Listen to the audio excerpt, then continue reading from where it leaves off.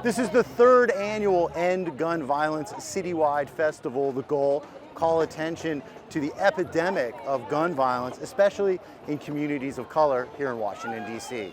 The event is organized by the Trigger Project. That stands for True Reason I Grabbed a Gun Evolved from Risk. Tia Bell is founder. Gun violence is not just a public safety issue. It is not just a crime. It is a public health crisis.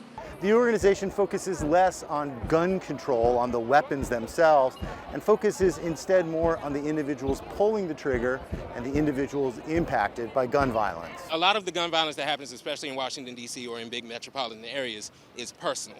So it's, I have an issue with you, so I'm going to handle the issue by picking up a gun and shooting you.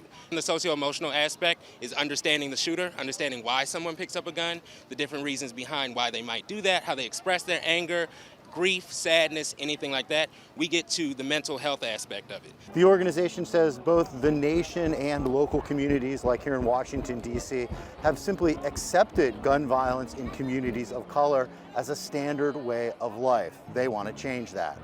Mylan Barnes witnessed her father being shot.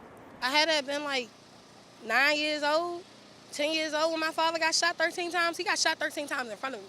As a teenager, she dealt with anger issues and turned to violence to express herself.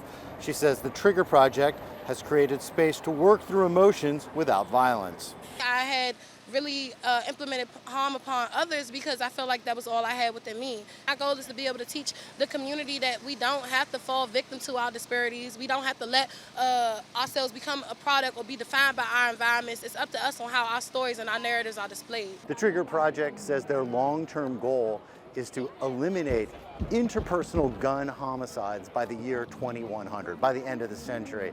It's an ambitious goal, but they believe in thinking big. Jim Spellman, CGTN, Washington.